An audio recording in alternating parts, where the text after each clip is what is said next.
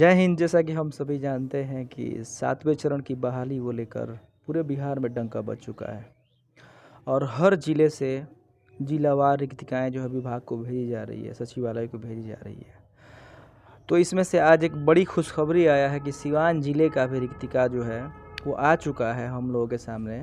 तो चलिए हम लोग समझते हैं कि सिवान में जो है कितने रिक्तिकाएँ आई हैं, प्राइमरी के लिए कितना है, मिडिल के लिए कितना है और छठे चरण में जो सीटें बची हुई थी वो कितनी बची हुई हैं और जो नया जो मिला है सीट हम लोगों को वो कितना मिला है।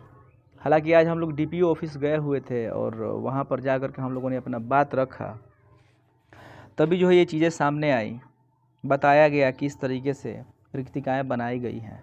तो चलिए पहले हम लोग समझ लेते हैं इस लेटर को, इस पर क्या है और कैसे दिया हुआ है।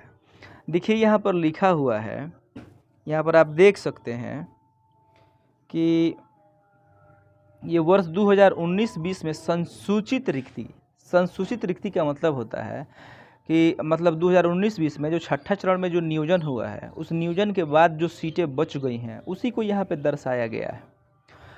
तो यहाँ पे क्रम संख्या देखिए, यहाँ पर 1 और 2 में ज़रा देखिए बेसिक ग्रेड का मतलब होता है, यहाँ पर बेसिक ग्रेड आपको दिख रहा होगा। बेसिक ग्रेड का मतलब होता है प्राइमरी यानी 1 से लेकर 5 तक।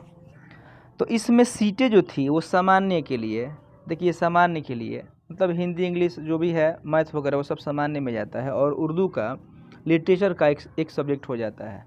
तो सामान्य के लिए जो था 947 रिक्ति था और उसमें नियोजन की स्थिति देखिए, यहाँ पर नियोजन या नियुक्ति की स्थिति 616 सीटों पर बहाली की गई। 947 में से 616 सीटों पर बहाली करी गई, उसमें से बचा हुआ सीट कितना है तो 341 है। वैसे ही अगर बात हम लोग उर्दू की करें तो उर्दू में 517 सीट था और 517 में 74 जो है भरा गया और बाकी रह गया 443। यहाँ पर देख सकते हैं कि उर्दू का अभी भी कितना सीट बाकी है, मतलब उर्दू की सीटें जो है ना भर नहीं पा रही हैं। तो ये जो सीटें जो है ना जो उर्दू वाले बंदे होंगे उनके लिए काफ़ी ज़्यादा बेनिफिशियल होगा, काफ़ी ज़्यादा फ़ायदेमंद होगा। अब 3 से देखिए, यहाँ पे 3 से देखिए 3, 4, 5, 6, 7, 8 ये जो है ना स्नातक ग्रेड वालों के लिए, मतलब जो 5 से ऊपर 6, 7, 8 के लिए जो शिक्षक बनना चाहते हैं, जिन्होंने ग्रेजुएशन किया है, बीएड किया हुआ है, ये उनके लिए है।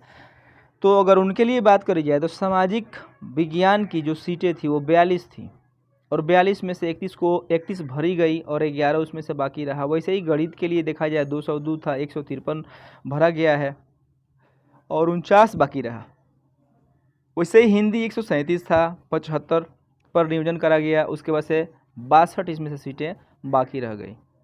वैसे ही अगर हम लोग आगे देखें तो अगर हम लोग देखें जहाँ यहाँ पर अंग्रेजी का, तो अंग्रेजी का जो है यहाँ पर 94 सीट था, 57 पर बहाली करी गई, 37 बाकी रह गई। वैसे ही संस्कृत में 81 सीटें थी, 35 को भरा गया और 46 बाकी रह गया। उर्दू का इसमें देखा जाए तो 53 सीटें थी, 16 भरा गया और 37 बाकी रह गया।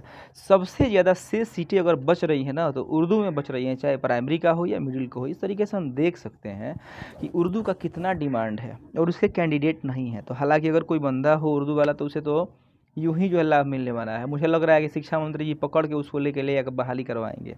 तो ये एक मज़ेदार चीज़ है उर्दू वालों के लिए।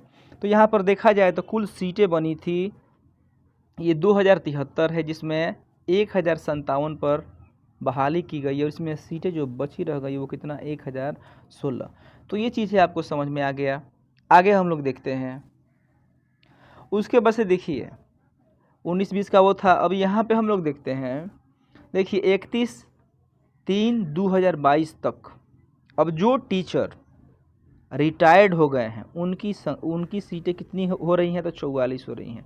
जिन्होंने त्याग पत्र दे दिया है, रिजाइन वगैरह दे दिया है, तो उनकी सीटें कितनी बन रही है तो 54। और जो लोग मर चुके हैं किसी कारणवश, उनका देहांत हो गया है, तो वो सीटें जो मिल रही हैं हम लोगों को वो मिल रही हैं 76। तो कुल मिला के देखा जाए तो ये सीटें बन रही हैं 174। तो 1016 वो सीटें और ये जो सीटें मिल रही हैं कुल मिलाकर, मतलब वो सीटें और ये सीटें, उसके आगे हम लोग आगे देखते हैं, उसके बाद हम लोग जोड़ते हैं इसको। चलिए ये सीटें हैं और ये सीटें हमें मिल रही हैं, उसके बाद हम लोग देखते हैं।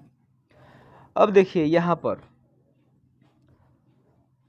पर दिया गया है बेसिक ग्रेड का जो आवश्यक पद है वो अभी फ़िलहाल कितना है तो यहाँ पर 2363 दिखाया गया है, यानी बेसिक ग्रेड का मतलब सिर्फ प्राइमरी 1 to 5 तक के लिए है ये। तो इसमें जो सीटें हमें मिल रही हैं वो है कितना 2363। और आइए यहाँ पर हम लोग देख लेते हैं यहाँ पर क्या लिखा हुआ है। वैसे विद्यालय जहाँ छात्र अनुपात में शिक्षक अधिक हैं, यानी उस स्कूल की बात करी जा रही है जहाँ पर बचवा जो है सब कम है, टीचर ज़्यादा है, वहाँ पर निगेटिव और रिवर्स पीटीआर दिखाया गया है। निगेटिव और रिवर्स का मतलब हुआ कि मतलब निगेटिव में ले जाना है, हालांकि निगेटिव में नहीं लेके जाया गया है लेकिन उसको शून्य मान लिया गया है।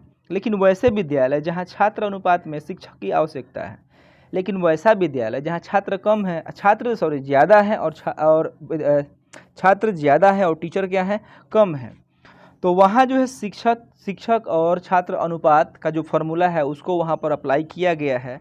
और इन चीज़ों को करते हुए, यानी शिक्षक और छात्र अनुपात से ही उन विद्यालयों में गणना की गई है सीटों की जहाँ पर शिक्षक कम है और छात्र ज़्यादा हैं। लेकिन एक बात ध्यान में रखिए कि ये सिर्फ कहाँ हुआ है और किसके लिए हुआ है, तो बेसिक ग्रेड के लिए हुआ है, यानी 1 to 5 के लिए ही जो है ना ये फार्मूला का यूज किया गया है शिक्षक छात्र अनुपात का। और कुल सीटें जो बनाई गई है वो 2363 है। तो यहाँ आप देख सकते हैं कि बेसिक ग्रेड के लिए शिक्षक और छात्र अनुपात का फार्मूला लगा करके सीटें तो गणना कर ली गई है, चलिए ठीक है, ये बात तो सही है। लेकिन एक बात ज़रा सोचिए कि 6 से लेकर के 8 तक के लिए जो स्नातक ग्रेड वाली जो सीटें हैं शिक्षक और छात्र अनुपात वाली, वो सीटें यहाँ नहीं दिख रही हैं। यहाँ आप आगे लेटर में देख सकते हैं, यहाँ पे आप लेटर में देख सकते हैं, देखिए लेटर का एंड हो गया है, यहाँ पे देख लीजिए ख़त्म हो गया, यहाँ पे आगे कुछ नहीं है। तो लेटर में जो दिया गया है वो यही दिया गया है। तो इतनी तो बातें समझ में आई कि कितनी रिक्तिकाएँ रह गई। 6वां चरण में जो बहाली करा गया उसमें सीटें जो बची वो इतनी थी 1016। उसके बाद से जो लोग सेवानिवृत्त हुए हैं, त्यागपत्र दिए हैं या उनकी मृत्यु हो गई है, उनकी सीटें बन रही है 174। और उसके बाद से शिक्षक और छात्र अनुपात के हिसाब से जो सीटें बन रही हैं प्राइमरी में वो है 2363। अगर कुल तीनों को जोड़ दिया जाए तो तीनों को जोड़ने के बाद यानी 2363, 174 और 1016 तीनों को जोड़ दिया जाए तो हम लमसम 3553 सीटें आएंगी। 3553 ये सीटें आ रही हैं।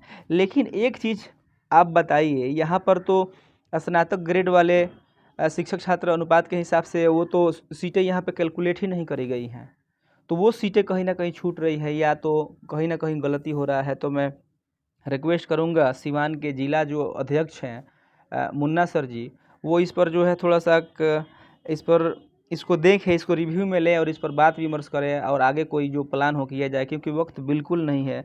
माने मेरे ख्याल से ये जो है स्नातक ग्रेड वालों की जो शिक्षक और छात्र अनुपात वाली जो सीटें हैं उसको गणना नहीं करा गया है, उसको नहीं दिखाया गया, क्योंकि साफ आप देख रहे हैं यहाँ पर बेसिक ग्रेड वालों को ही दिखाया जा रहा है, यानी सिर्फ प्राइमरी के लिए ही करा गया है ये काम।